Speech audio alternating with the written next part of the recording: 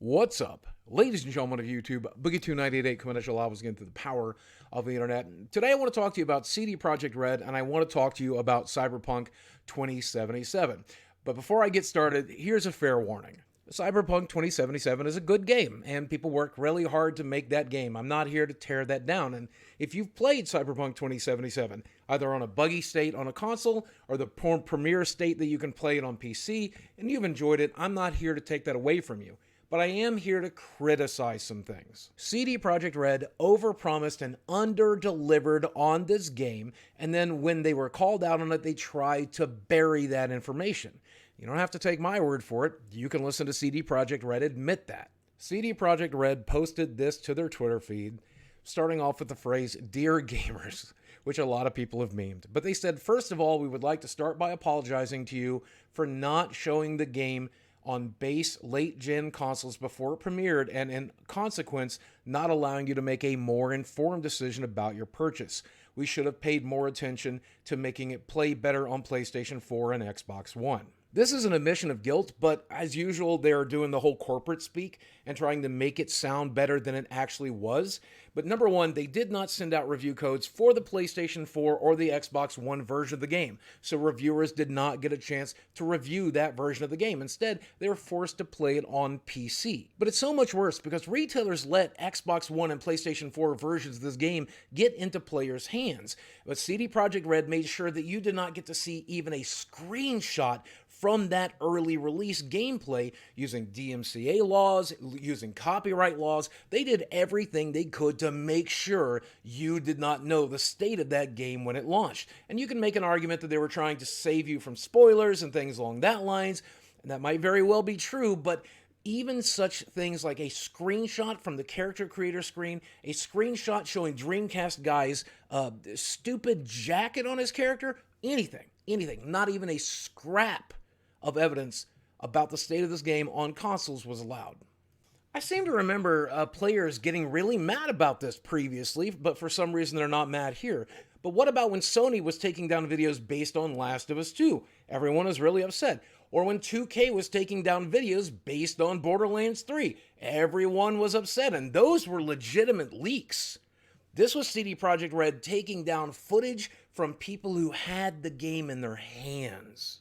They said, secondly, we would like to fix the bugs and crashes and improve the overall experience. The first round of updates has just been released and the next one is coming within the next 7 days. Expect more as we will update frequently whenever new improvements are ready. And this is the company admitting that they knew that the Xbox One and the PlayStation 4 versions were just not up to speed, and saying that they will need to go ahead and patch them with 2 big updates that will fix things, as well as the smaller updates they've already given us. If these patches were necessary, maybe they should have delayed the game again. And again, if the PC version was already ready, we've seen games come to PC before they came to console. They should have delayed the console version of this game so that people had a equivalent experience. It's so much more frustrating to have to buy a game, then start to play it, find out it's not playable, and have to wait until it is, than it is to just simply wait for the game to get released on your platform of choice.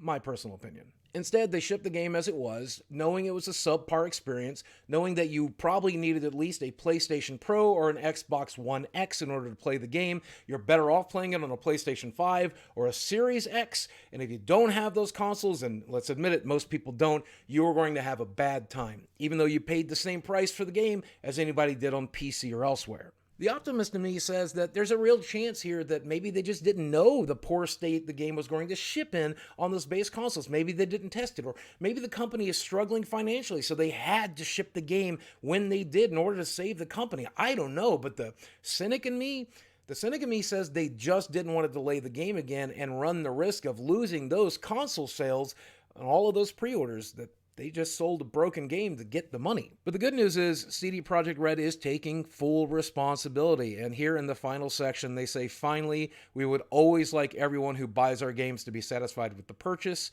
We would appreciate it if you would give us a chance, but if you're not pleased with the game on your console and do not want to wait for updates, you can opt to refund your copy. Now, I love that they're taking responsibility here, but to a lot of people, this comes across as an empty promise, and let me explain why. They're saying right there in the letter that if you want to return it digitally, you got to go through the PlayStation Store or the Xbox Store. And if you choose to do that, well, you probably know it's really difficult to get a refund from either of those companies. Maybe CD Projekt Red can make sure those companies do it, but there's no guarantee. They say if you bought a physical copy that you can return it directly to them for a refund, but they prefer you take it back to the store you bought it at. But unless they put big pressure on Walmart, Kmart, Target, whoever else is out there, most of those companies will not refund a opened video game. It's just not going to happen. But even if every single one of these companies is willing to go along and give you that refund, what are the chances you saw this YouTube video or that Twitter post? There's going to be so many people who buy it in a week from now and have never heard of this, have it sitting under a Christmas tree, or have already bought the game, gotten frustrated with it, uninstalled it, and will just never know that they were eligible for a refund. Because most of the time, you're just not. The optimist in me says they are taking responsibility here and doing the best they can, but the cynic in me says this is a PR move at best, and at worst is them just being afraid of a class action lawsuit and doing everything they can to make sure that doesn't happen. But when we decide to save the worst for last, even with the buggy issues that some people have had, if you throw that out of the window, if you patch all of those bugs, when you go to the Cyberpunk 2077 subreddit and take a look at this list of promised features that were not delivered on the base game, well, things get really frustrating. Amazing AI that directs enemies during combat and patrol. If you've played the game, you know the AI is not very good. A wanted system and corrupt police, which is just not in the game. Immersive police involving changing with the area where you committed the crime. In general, more ways for combat and hacking to be interesting.